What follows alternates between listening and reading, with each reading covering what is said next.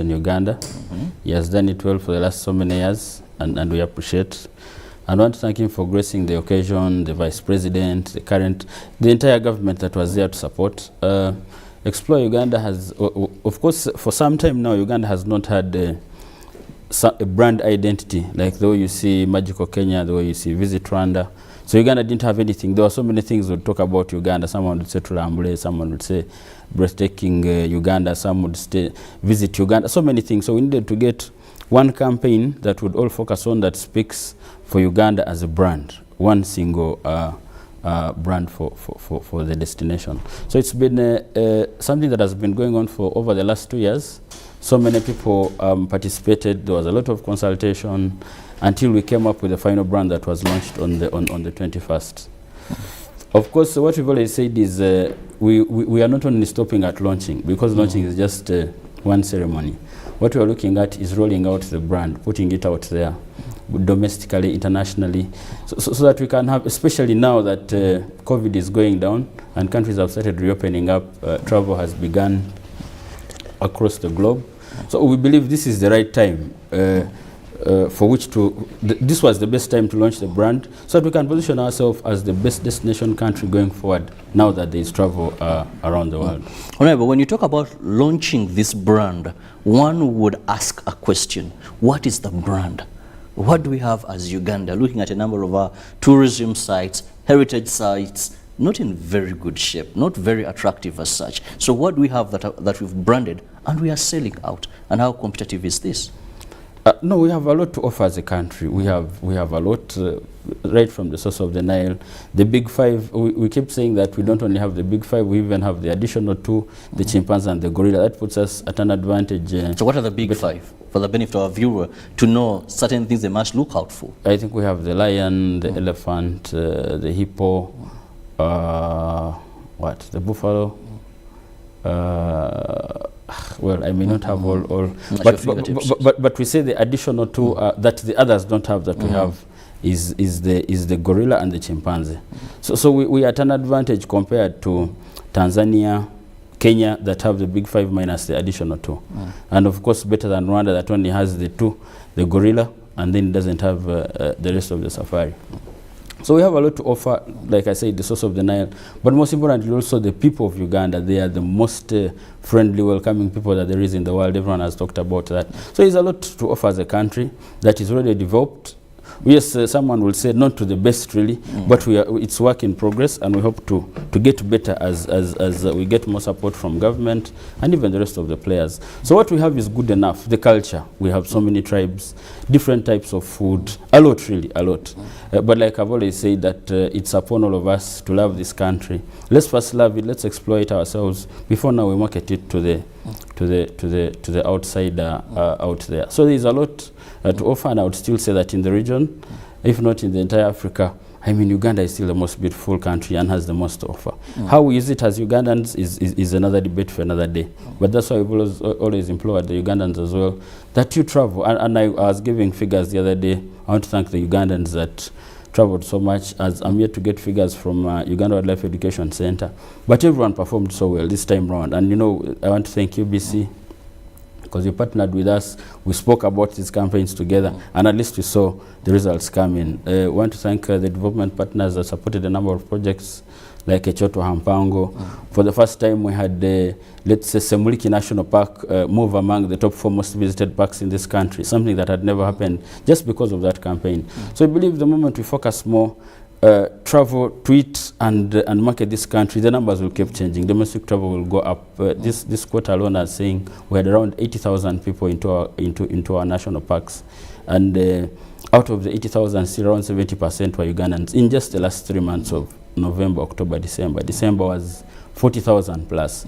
So we believe now that there is opening up.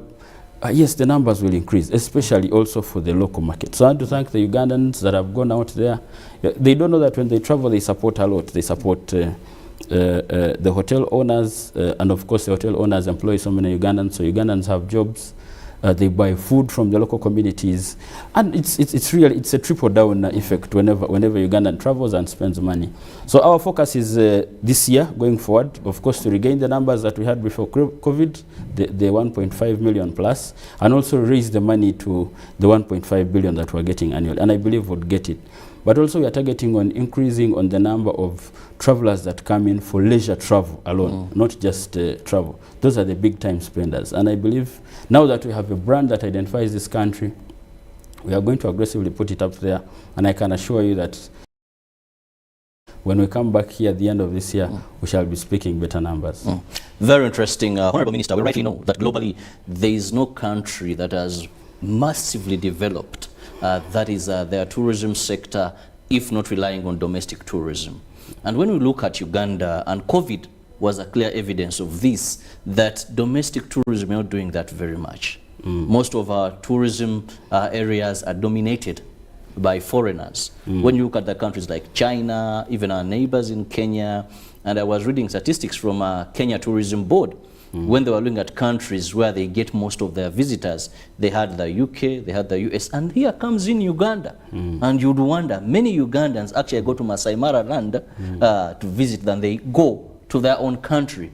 So how best can we promote domestic tourism? Because it has proved there was a time when borders were closed, planes were closed, and the white man, the foreigner we rely on, will not access this country. Well, I agree. And interestingly, equally, as much as Ugandans go there, the number one visitors that we have in Uganda are actually Kenyans as well. So we benefit from, they are our biggest market for tourists. So we want to thank them. We can keep relating. There are some things that you'd get better in Kenya. But like I said, a lot has changed. I can assure you, at least I was communicating with hotel owners here and there throughout the festive season. I traveled a bit across a few places in Uganda, and I can assure you it was impossible to get a good hotel right from around the 10th of December until I think mid-January. It was impossible. All hotels were fully booked. You'd even call and they would tell you, no, we don't have, unless we are sending you. So there was a lot of business, and mainly from the Ugandans. And if you do a ratio of the foreigner that traveled in Christmas and the Ugandan, okay, of course we term them as East Africans, but still Ugandans contribute to the biggest number this time round in this last quarter. The foreigners were around only just 25% to 30%.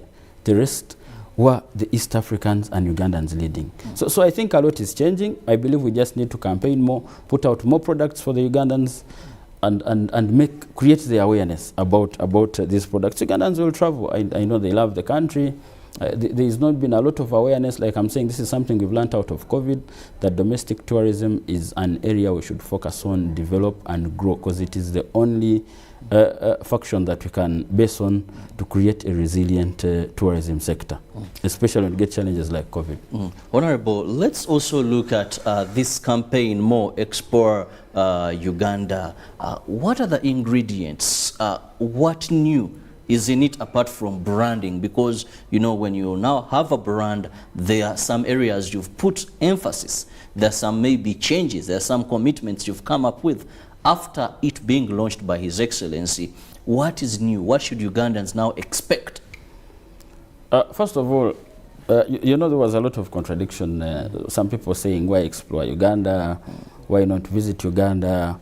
Why not say, because there was something called gifted by nature before that did not succeed so much. But you see, the reason for explore is a much broader word. When you say gifted by nature, you're saying we're only focusing on the protected areas, on the parks, but on the safari kind of tourism. But Uganda has a lot to offer. That's why I'm saying explore has everything. It has culture, it has the food, it has all this. Really, it is just and like I've said, for me, when I'm going out there, I do the real exploration. I will move like someone who lacks what to do and has nowhere to go, and I'll feel that journey from the beginning, the people, their culture, the food, the way they relate, the way, and a lot. There's a lot Uganda can offer. So that's why we chose the word explore, not necessarily visit, not necessarily know, so that you have a longer experience. And it's a challenge we've been having, because you see, we equally for, let's say, the international traveler, you see, we need to create a way of having him stay in Uganda longer and spend much more money. When you tell him come to the park and go to Makshon, and the following day get onto a vehicle and come back to the airport and fly out, then it doesn't make sense. You have to find a way of having him do activities across the journey so he can spend 7-8 days. And that would be very good money for this country and subsequently for the development of the country. So yes, so that's why we're using, we preferred the word explore. But like I've told Ugandans, you see I know a little bit of marketing, that it doesn't really matter, because everyone will say, no, why not this one, why not this one? There's still that debate going on. But the argument is not what we've put out there. For us, we believe it is good.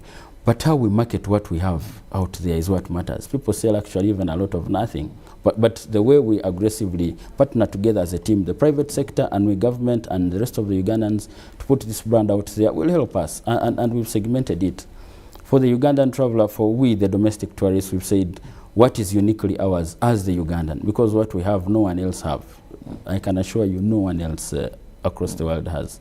And for the international, we shall be launching the brand also internationally. We shall have a different slogan for them. But we are telling the Ugandan, please explore this country, go have fun, move the way you want, and enjoy Uganda to the fullest. Talking about enjoying Uganda to the fullest, more so to the Ugandans, let's look at some of the bottlenecks that remain a challenge to domestic tourism. One is the issue of currency. That a number of places you go to, I'm a Ugandan, maybe I've made my money, I've not even held a dollar before. And here I am, they're telling me, you're paying in dollars. So let's first begin with that, which is a hindrance to a number of Ugandans. They'll tell you, why would I get my monies? Go exchange them into the dollar so that now I can move around. How has your ministry factored in this? We know it's a liberal economy, but for promotion of domestic tourism. Now, of course, and we've been dealing with hotel owners. A number of them have also gotten to understand that the domestic sector is key, because you see, if you're only relying on the Muzungu, I'm just saying, for the COVID period, without letting in the local person come in, then definitely most of them must have closed by now. So we've now started appreciating the importance of having the Ugandan travel into these areas, and even the East Africans. So a lot of them have changed. I know there are so many places where you'll go and you'll not pay in dollars, and there are special rates for the Ugandan traveler in most of these hotels, especially the ones in the protected areas. But we're engaging them more, like I've previously said, that we've also tried to open up accommodation a little bit more.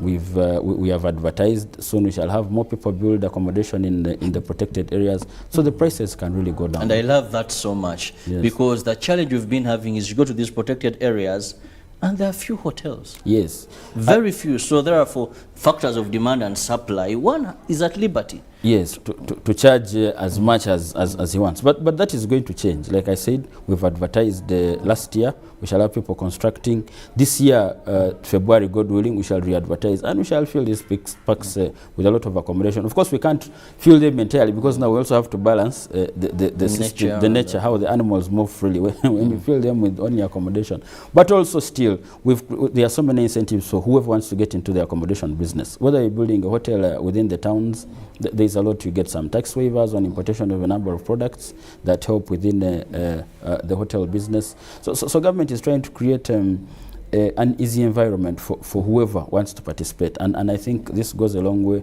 to see how we increase on the accommodation, but also even the first class accommodation. There are so many people who have so much money, especially the international travelers, who will come to Uganda and say, no, I can't find accommodation that is worth my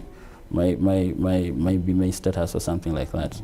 So we're also inviting so many, and I think that's why the Dubai Expo was very important. We've gotten so many people that want to come to this country and build the real high-end lodges of maybe $3,000 a night, $4,000.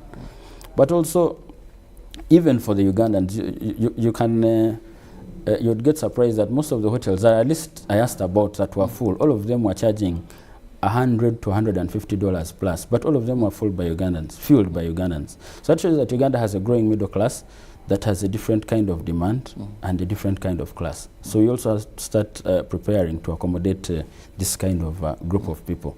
So we believe the sector is growing. We believe, we hope for the best. We've always talked about the issue of human resource. We were discussing it yesterday when we had an engagement with the private sector, that of course still UHTTI is not producing as many as we need because there are so many hotels out there. But it is something that we are looking at aggressively on how to find a solution for. Human resource is very key. As saying, you go to someone's hotel with a very beautiful structure, with high kind of investment, but when you ask for service, you honestly get disgusted. And leave alone service. This has been my experience.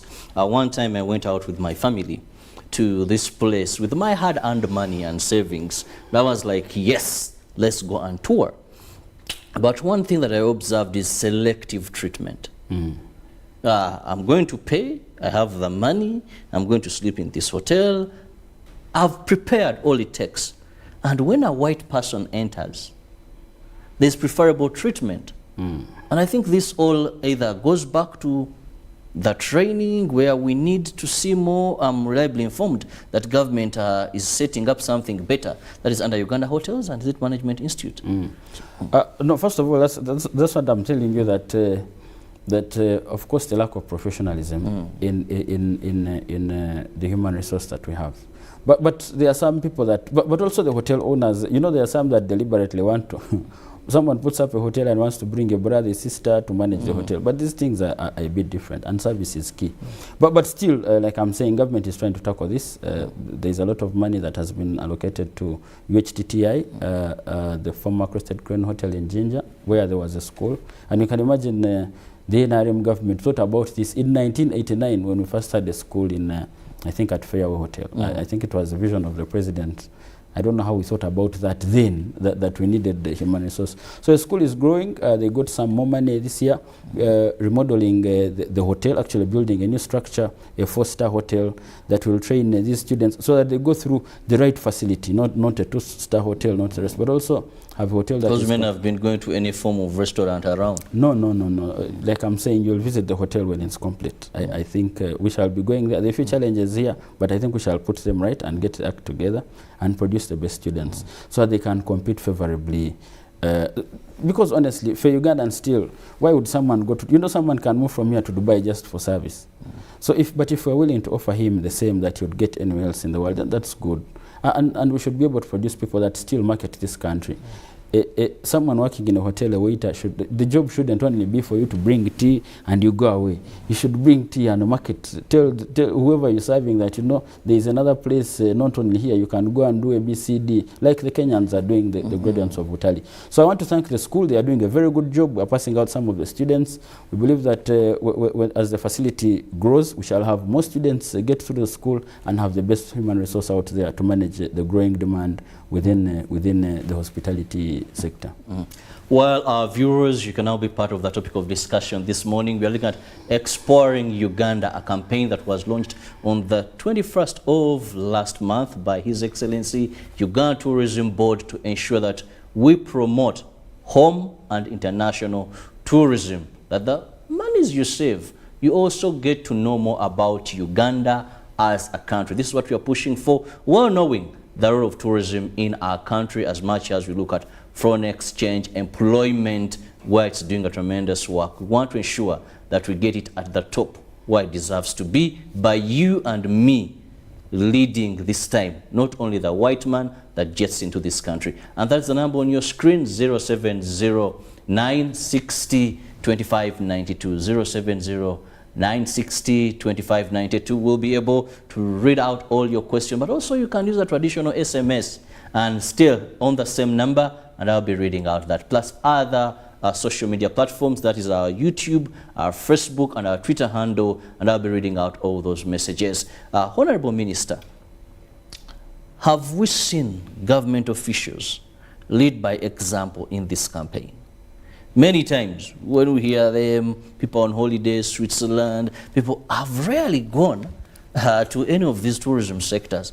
And I see a VIP, a person who has come, at least, you know, leading by example is very interesting. When we hear so-and-so is here, there. So has your ministry or government had deliberate. I long to see members of parliament go in an organized manner, go to some of these tourist sites, lead, because the people that one would say, they have the money, but it is very discouraging to hear them. They went to tour, benchmarking, then you see them enjoying the hotels, the wildlife there, yet there is plenty here. Do we have a policy of that nature? Even before the policy, I can assure you that big people in this country are traveling. I can just give you a scenario that, for instance, last year, the Kabaka of Uganda was in Queen Elizabeth with his family.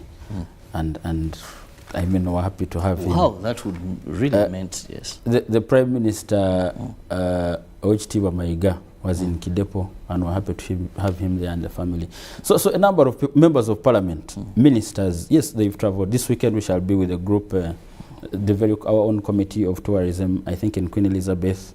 So a number of them are traveling. The only thing is we don't shine so much light on them, and I think we shall see how we engage them, so that when they travel, they also share a bit on social media and the rest. But they've been traveling, but still deliberately. It may not be forceful, but we still call upon, of course, our colleagues in government that, yes, travel is important. But like I'm saying, we also have to tackle these bottlenecks that make travel a little bit difficult. And that's why we're saying the expenses.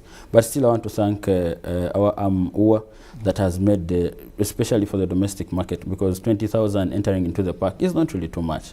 But also a promotional rate that is now available for whoever wants, where you pay around 100,000 Uganda shillings, and you can enter the park 1,000 times a year on just 100,000. Wow. Yes. So there are so many packages we are putting out there.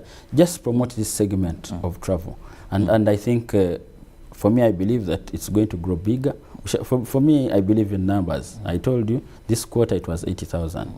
When I come back next maybe December or something, I'll tell you 200, 300,000. So, but let's market. Let's not leave the duty of marketing to me, to you at UBC, but to everyone, to every Ugandan, to travel this country, market, tweet about it. Let's talk about this country. That's all we need to do. Let's talk about it. Well, it is time I also look at some of the questions that are coming in to the Honorable Minister, the State Minister for Tourism in our country. And one has just asked, hello, I just started a tourism company. Is there any support for my status? Okay, thank you so much, but please kindly also give us your name and, if possible, where you are watching from. I have someone, I think this is abroad and I do not have the name.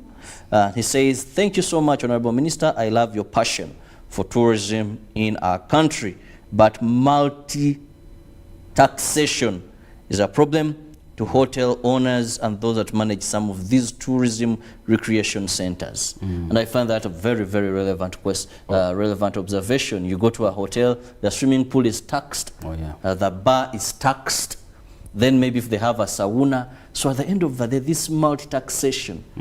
Yes, I agree. First of all, the person who said that they had started a travel company, you can engage us, especially through our sister arm of UTB. It's a regulator, and we can find whatever way we can help you in terms of training and the rest to give you support to make sure that you succeed in your new passion. But I believe, thank you for going there. There will be no regrets. Well, on the issue of multi-taxation, and I agree really, like I said, we're with the private sector yesterday. It's been a challenge, it's been raised. We've engaged the Minister of Finance. We are trying our best to resolve the issues, to see that at least there is one component that we would all focus on. You can't tax everything, especially during COVID, and that's why there are so many challenges with so many hoteliers now that when they were hit by COVID, you know, surviving becomes a little bit difficult when you have to pay all this tax when you have. But also, still on the other arm, I still want to thank government and the European Union that came up with a stimulus package that, of course, not every hotel owner qualified, but through their association of Uganda Hotels Owners Association, at least some money was given. I know some more has come in. The argument was, why delay releasing this money? Because some of it was released when people had already lost business. So now, and I think UDB, it's going through UDB. I think they agree that there were some challenges. Now they will expedite the process so that the applicants can easily access this relief. So they honestly get back onto their feet and not lose property. But it's something that we are looking at engaging our sister agencies, especially the Ministry of Finance, to see how we harmonize and come up with something that is really balanced for everyone. Well, I dream of that day. Looking at some of the messages, please keep them coming in, and give me your name kindly. What is the role of culture centers at district levels in the tourism sector? Thank you. I am Basajja Martin from Ntoroko. Thanks for hosting our own. Toroko, they are on. Then here, okay, want to know about tourism in Uganda. I think he's just asking how best, because this is a foreign number, and he says, I want to know more about tourism in Uganda. I think he's asking, how does he get to know more about tourism in Uganda?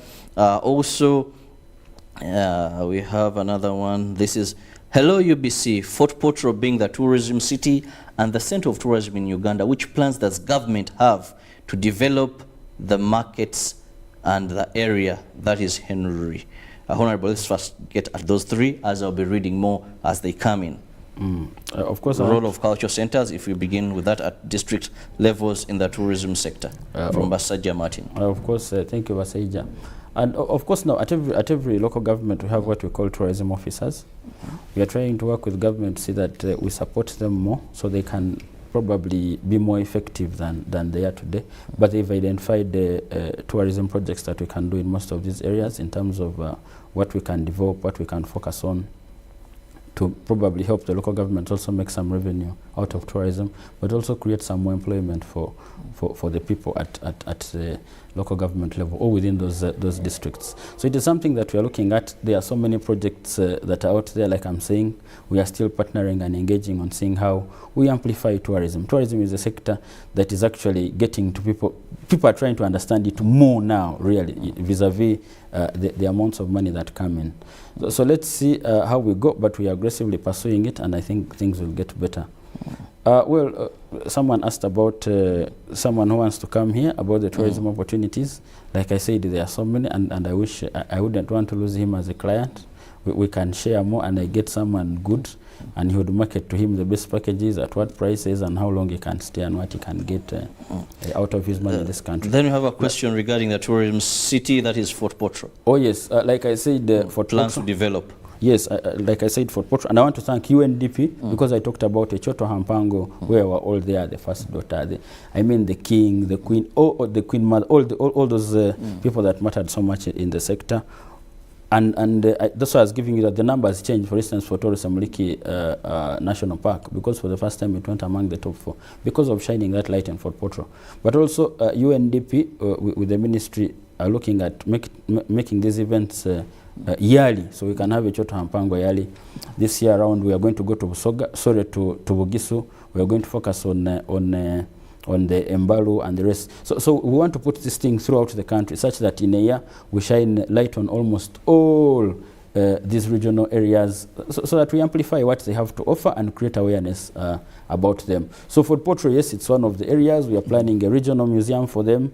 It actually would be, probably would have started by now, but because of COVID, we stayed a bit behind. But we have the plans in place, and we believe we shall have a regional museum for that entire Rwenzori area. We have the Rwenzori development plan in terms of tourism. So there is a lot, really. There is a lot going on, and we shall get there with time. Yes. Well, one coming in, an SMS message: hello, I just started a tourism company. Is there any support for my status? And he's Captain Kingdon and a Karamajong by tribe, who has just started a company and is asking for any ideas if there's any financial support for starters. Well, financial support may not really be there because that is really the private sector. But still, through the organizations, UTA, Auto, and the rest, he can get some support. But still, like I'm saying, we can guide him, especially interestingly that he's from the Karamoja region, where we have Kidepo, where we need a lot of investment in tourism. It's a very virgin place.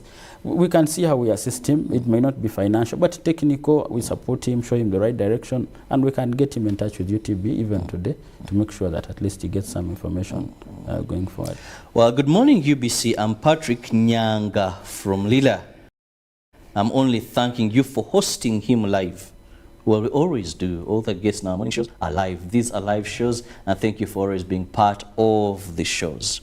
And still another one from Istanbul. Uganda has many parks, but how do I get to them? Okay, thank you so much. The Honorable Minister will be responding more to that. And we have also, good morning, Uganda. I thank you for hosting the Minister. My question is, what incentives are there for us, tour operators who have been hit hard by the pandemic, the bomb scares, and all staff was put out of work due to lack of revenue? Having talk shows won't push Explore Uganda alone. Could you please share your contact and we approach you with a standard procedures that gives results? Thank you, Ben from Entebbe. Well, Ben, I'll equally forward this message and your number to the Honorable Minister. He says, I think there's so much that they need to reviginate this sector. Well, I'll start with actually Ben. You see, the sector is a bit streamlined, and the associations through which all these members fall. For a tour operator, it falls under Auto. And like I said, we were engaging the leadership of Auto yesterday with CV and the rest. They had a number of issues they were raising, and we had a good engagement to see how we partner together and better the sector as a team. Tourism is not only for government. We all mutually benefit from each other as we grow the sector. So I know the challenges that they have. I don't want to get into them now. A number of issues were raised, and we are going to see how we push together to see how we probably come up with some stimulus packages, because I can assure you the sector was hit so much. A sector that was employing over 600,000 Ugandans, almost 6% of the entire employable workforce in this country was just in the tourism sector. And you can imagine it moved from 400,000 to around 200,000 or even less. So it's just trying to pick up. We understand the challenges. Of course, it's not only tourism that was hit, so many sectors were hit. But you're trying to work around the clock to see how we get out of this. And I want to assure him that things will get better. And one of the ways is really having this brand, promoting it, so we can have more numbers come in and there's business for everyone and the rest of the tour operators. And that's why I want to go to the Istanbul person who said, how does he get here? And you can see now my brother, the tour operator, who said, how can he get, that is business for him. If we'd even put him in touch and he has that as he has him as one of his clients, that's some small money for him as we go forward. So let's make the connection work, and we see how we benefit. But let him come to Uganda and he'll have fun. There will be no regret. The weather is wonderful. If he's from Turkey, I don't think he'll even go back. Definitely, Uganda, Explore Uganda is the campaign, and that is the direction we are moving in to market and promote Uganda in the line of tourism. Another one coming in. Hello, thanks for the show. Honorable Minister, we are grateful for the work done. I'm Kahunde Susan, Miss Tourism Uganda. I am looking forward to marketing Uganda's tourism on various platforms, but I am still lacking funds. However, I'll be grateful part of Tulambule for wider marketing. Thank you so much. Okay, this is Miss Tourism, and she's indicating some of the challenges in her bid, that is to promote Uganda. Still looking at some of the messages coming in. Please just give me your name and keep them a bit short. Yes, I'm eager to read them out, but just give us your name and keep them a bit short. Well, one asks, he says, but I've not gotten the name. He says, the tourism sector, most so natural areas to visit, are in a very sorry state. Honorable, what are you doing? Thank you so much, and I want to congratulate Miss Tourism for having, taken the crown. But like I'm saying, probably this coming year, we've agreed we are working on a mechanism to support these pageants better, not only Miss Tourism, but Miss Uganda. Miss Uganda goes out there and markets. If you look at the promotional videos, you don't believe. So you're trying to work up a mechanism to see how we partner better, empower them, give them more materials to market and promote this country better. Of course, Kahunde knows my office is open. We can always engage and see how we get things better going forward. Now, on the issue of these sites, the sites, not only the sites, like I'm saying, there is still a lot to develop in this country, especially in terms of product development. You go to the source of Lanile, you go to CP Falls, you go to Chitagata. I was in senior one when I visited Chitagata, Hot Springs. I went back after years, Honorable Minister, for sure. Nothing. Like I'm saying, you see, tourism is now getting more appreciated than it was before, to be honest. after COVID is when people have known that we did not know that this is a serious sector, because it was bringing in so much, and the moment we were hit, the impact was felt by everyone. So I want to thank His Excellency, because now, honestly, they are so supportive, government is, and we believe that now we are moving together as a team, we shall get these sites much better. And a lot, really. If you look, the other day we were launching a partnership with Bar Aviation, one of the airline, trying to do domestic airlines travel in this country. And of course, I want to thank them for creating an option for Ugandans. There are so many Ugandans now who prefer flying than going on the road. Very many of them. And if I told you the figures, for instance, they were telling me how many flights were made, how many people used the Kasese field, for instance, in thousands. And these are Ugandans mostly.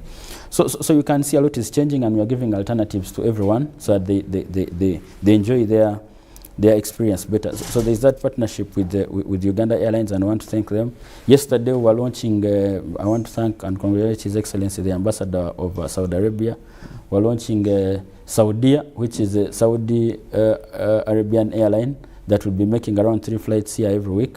And we are trying to work out a mechanism with them going forward to see that at least we have a number of Saudis come to this country and also spend some money in terms of tourism. So it's a sector that is growing. I am very optimistic. Things will get better. Where we are not so bad off, but we keep improving. Rome was not built in one day. But what we have is good enough. You see the problem with Ugandans, they don't even travel the little that we have, but they want, so you travel so that we develop the sector together, really. Okay, Honorable, let me have your final message this morning in the interest of time, and says, good morning, Uganda. Thank you so much for hosting our lovely Honorable Minister Bahinduka Mugara Martin. I'm here in Ntoroko district, learning a lot from him. Asimwe Bala Rebisengo Town Council. Well, thank you so much, everybody that has sent in messages. We really appreciate, and of course, those that have not been able to read out, some have a similarity, others, in the interest of time, we couldn't handle all, but really appreciate. Honorable, let me have your final remarks to Ugandans, more so on this campaign, Explore Uganda. No, I want to thank all the Ugandans out there, especially our partners in the private sector. Those that are, I know right now there is a campaign called the Big Boys Caravan. It's a 12-day campaign going around the country headed by Isaiah. These are people in the private sector that are doing so much. They spend their own money, move this country, profile it, and see how they market it, have more people come in, but especially targeting the domestic sector. So I want to thank them. And the rest of the Ugandans, like I've said, the business of promoting this country shouldn't be for me, Martin, shouldn't be for you, Kirabo, shouldn't be for anyone else. It should be for every Ugandan. Travel this country, tweet about it, and everyone gets to know about it. So hope to see you in most of our parks going forward. Hope to see you in Jinja, along the Nile. Hope to see you in Bunyonyi, on Lake Bunyonyi. Hope to see you on most of these islands, Kalangal and the rest. I want to thank people that are invested in the business now. There's a lot of water transport. It's now easier. The other day I was in one of the islands in what is it? I'm forgetting, on Lake Victoria. And it's fun, really. Ugandans are traveling and loving this country. So travel, party is not only in Kampala. I'm talking especially to, we have a very young population, almost over 80% are 30 and below. The party should not only end in Kampala. You can still go out there and drink your beer. Or usually I tell them that if you look at the cost of a bottle of whiskey in a bar now, maybe 300, 400,000. That is enough to have you in a vehicle with your girlfriend to any of the protected areas, and you have a good blast there. So please travel this country, enjoy, and let's talk about it. Let's talk about it. Let's travel this country. Let's enjoy the beauty of Uganda. It is us first to market this country, and the rest will come up. When you go to this place, use social media, sell out. I know a number of my colleagues, Molen, Kenyana, and Felix Nkunda, do a lot of travels. Let's keep it going on. And definitely at the end of the day, we shall have so much benefit, because the treasuries of this country will have enough money. And this will be reciprocated back into the economy for national development. Have a lovely day. Up next is sports. Stay safe. Ensure that you're vaccinated. Good morning.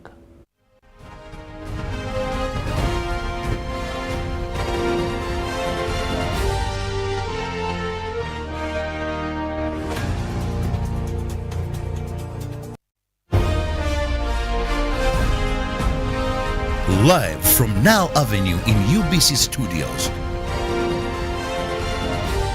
This is Good Morning Uganda.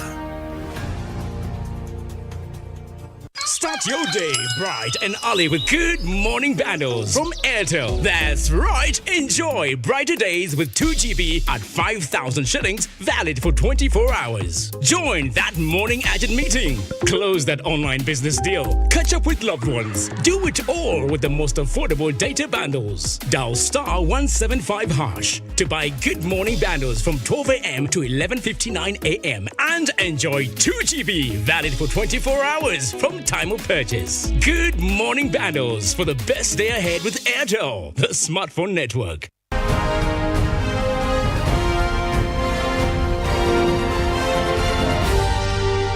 This is Good Morning Uganda.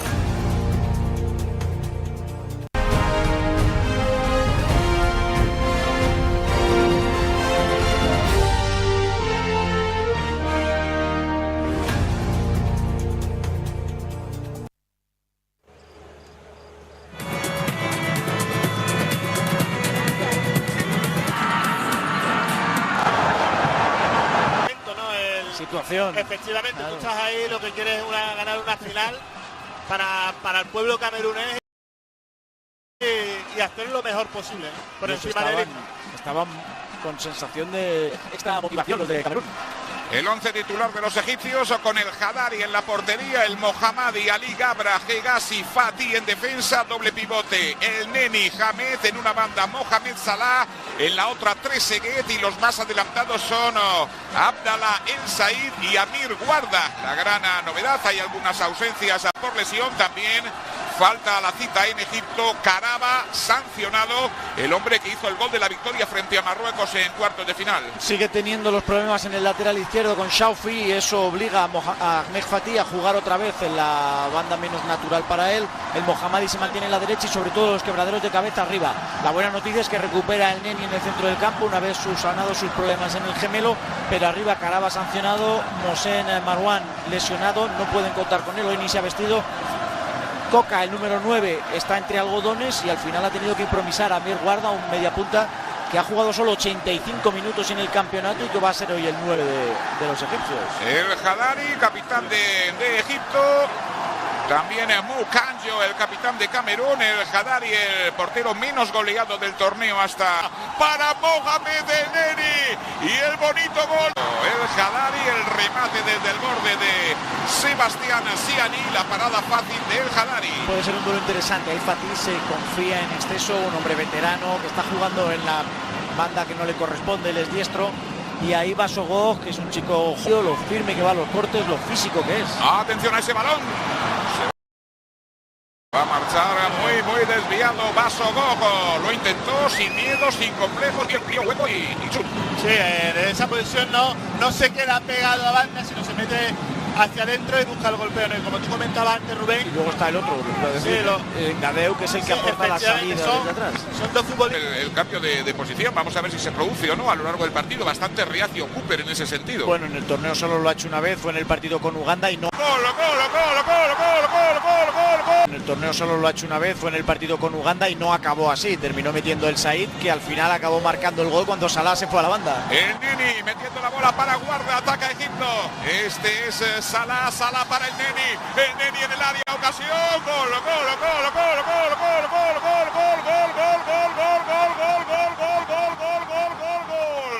gol de Egipto.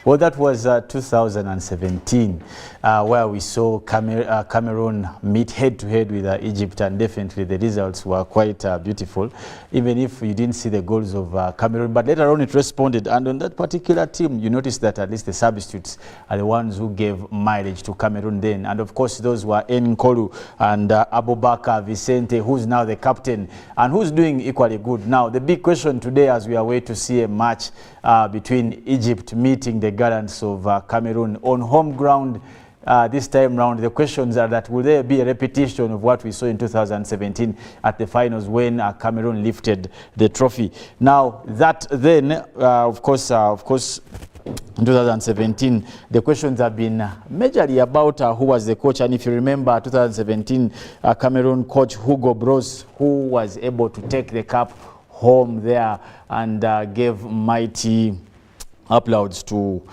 Cameroon when they won AFCON 2017. Now, this time round, of course, under the stewardship of Antonio, that is Conchiao de Silva Oliveira. The question is, will he make history again? The opportunity, of course, Cameroon today goes into a game knowing that it drives its confidence because it's on home ground.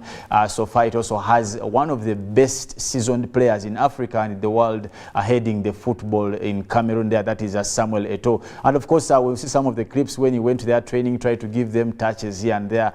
So far, he has not disappointed. But the big question is, will Antonio, now the head coach of Cameroon, do good in this match? But of course, also they'll be playing Egypt today. That is, and of course, we'll be airing that game live on UBC as we have always done. Now, do remember that we have taken you through the whole 52 games so far. At least we have been able to bring to you all these games. Now, you see, that's the training where the Cameroon boys are getting ready, and you saw earlier there some